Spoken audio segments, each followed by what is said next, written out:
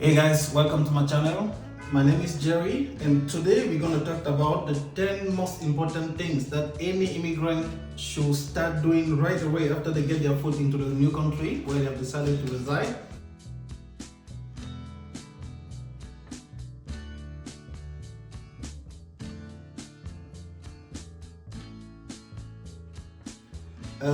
So let's go straight to the point. The first thing first, when you get into a new country as a new immigrant, the first thing you should do is to have your social security number. Or I don't know, name may be different from one country to another, but in French it may be numéro d'assurance sociale. So the first thing is to get your social security number, which can have a different name: social security number, social insurance number. Like there is supposed to have a number that is your self-identification number that you should start the first thing first when you get into the country, right after the airport.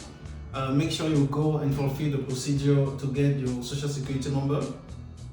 And why is that number important? The reason is that it's supposed to be the only identifier for yourself, and it's possible that an employee or an employer anywhere in the country may require that number before even provide you with an employment opportunities.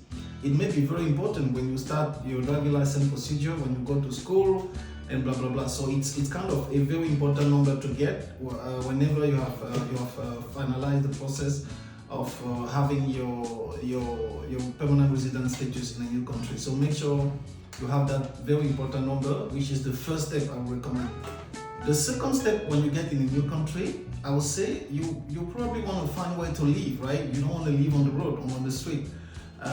So try your best to get a lease. It may be a short-term lease, it's something temporary, but it's highly recommended to have your own place, because the moment you get an address in a new country, then that's important, because you will need that address to fill many other procedures, to fill many other documents that may be related to your employment or to your school and to your children school or daycare on anything. So it's very important to have an address, at least a temporary address, something you may want to find a short lease for, let's say 3 to 6 months, and then once you have a better understanding of your neighborhood, you can now manage to get your own place.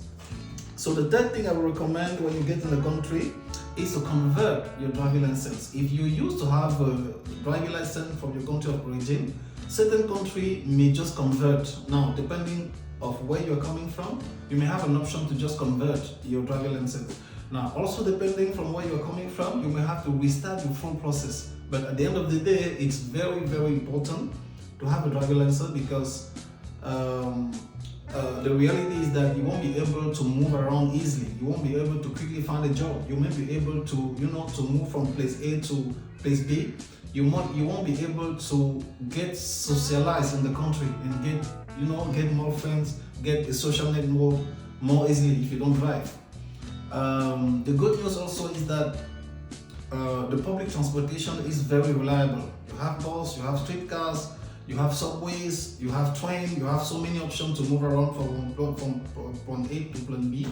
So it's very important to get your driving license process started as soon as possible, and that's the next step. So another step is to get a phone number. So very important to get a local phone number.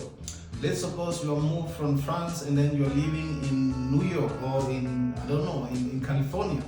Make sure to have a local phone number. Don't use the phone number from your country of origin, because chances are they're gonna be more expensive for you using a phone number in the country.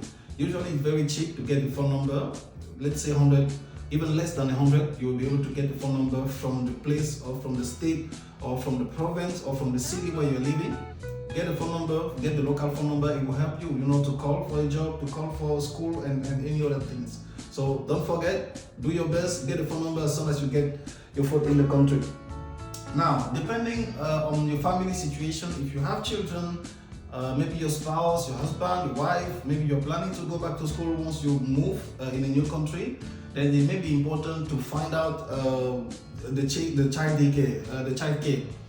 If you have children, especially for certain city, for certain country, you may have the option to put your children's name on a waiting list. So unfortunately, for some a daycare you have to wait for a very long time, but there are also private daycare that you don't have to wait for long. Again, depending on your financial capability, you may want to find out which option works best for you. But at the end of the day, you have to put that on your to-do list, because you must find childcare for your children. You must find childcare for. So if you're coming with your family, make sure that you start the arrangement right away to find either a school for them if they're going to school, primary school, secondary school, university, whatever, or a daycare if they're still not at the age at the school age. Again, all those steps that I'm mentioning, as you can probably know, there is a way to even start looking for them before moving to the country. Internet today has a lot. Google today has a lot. Please make sure to anticipate on all that. So those are just a kind of a reminder and a suggested to-do list that I'm suggesting to you. Again, they are not in an order, so you can go the way you want it, but make sure you do all of them. Get your bus ticket. Get your public transportation ticket. So chances are you're not going to move from one country to another. You're moving for good, and then you're coming with your own car. That can happen, but usually that's not the case. People come by airplane, by sea, by port, blah blah blah. At the end of the day, you may want to have your own bus ticket, at least for the first few weeks. You may want to try the public transportation. I highly recommend to have a public transportation during your first few weeks, because that's how you get to know the city. Some people come today and then the next day they just want to drive. By driving, you're not giving yourself the chance to interact with people in the public transportation, for example. You're not giving yourself the chance to get more social, to build a social network. When you get into the public transportation, in the bus, on the public subway, in the car, everywhere, you have the chance to interact with people. You have the chance to talk with other people who have been in the country for so long. So you can learn from them. You can build a social network from them. You can confirm some information and find out how the city works, or how the state or the country or the province works. So I highly recommend, at least for the first few weeks, make sure you get your public transportation card. And in almost all the countries, there is an option to buy a one ticket. It may be a monthly ticket, a weekly ticket, a bi-weekly ticket, depending again on your financial capability. But usually that same ticket will allow you to get any type of public transportation, either bus, train, subway, blah blah blah. So make sure to get your ticket. Don't forget, you have to put that on your to-do list. If you have people or children, or even yourself, you're planning to go back to school, you may want to find out the school, the program that you want to fulfill. What kind of school is it offering in the country you're moving to? Are you going to pay? Is there a financial assistance for that specific program that you're fulfilling? At the university, are the courses being offered online only, or is it in-person class? Like, do your best, do your research, do your homework, put that on your to-do list. Make sure you find out what about schools for you, for your spouse, for your children at the school age. My recommendation is that it's always a very good idea to, if you can, go back to school, because it's always important for you to have kind of a country's education system, to have an idea on how it works, instead of just coming with your own background school, the school of your origin. I think you may have missed something. So it's highly recommended, if possible, to have like the educational system in the country that we are moving to. You have something to learn, guys. The chances are you have something to learn, and it will teach you how things work in that specific country, in that specific program that you want to become, you want to study. Let's suppose you are from your country of origin. You are an IT guy, or I don't know, an engineer, an accountant, or anything. There may be some difference in the way things are being done in that country. So I highly recommend, do a short-term program. You don't have to, to restart something very long. You may do a very quick short-term program now to get your foot in the market, and then put that on your resume to make sure that, okay, you have a degree from the country. That may be appreciated by any employer. My next recommendation for you is look for a job. It's very important, especially in North America, Canada, and US. Professional experience is very, very valued by employer. Let's suppose you have a degree, you're a doctor, a professor, engineer, blah blah blah. They always require professional experience. So if you can, look around, build network, do your research, get to know people, but try your best to have some experience, some in-country professional experience. find a way, but get some professional experience, because this is going to be very helpful for you, because not only because it's valued by employer in the country, but more, it is also good for you because you'll be learning something new. Again, regardless of your previous professional experience, things may be different in the country where you're moving. You have something to learn, so be humble, keep calm, get and learn how it works in that field. You don't have to start right at your level of seniority where you are in your country. Start very basic, but make sure you stay if you can, and if you like it, stay in your field of expertise and then grow. Let me take an example. If you're an accountant, you were an accountant in your country, you were a professional chartered accountant in your country, then you get in the new country, you may want to start like, an accounting assistant, an accounting associate, and then you learn, you get some experience. Then down the road, you may now say, hey, I have the chance to manage an accounting team. Then you may come up with that experience after some few years. That's my recommendation for you. But don't expect to leave the country as an engineer and then just get in a new country and then also get an engineer position right away. It may happen, but usually that's not the case. It takes some time, it takes some learning, it even takes some additional degree in the country.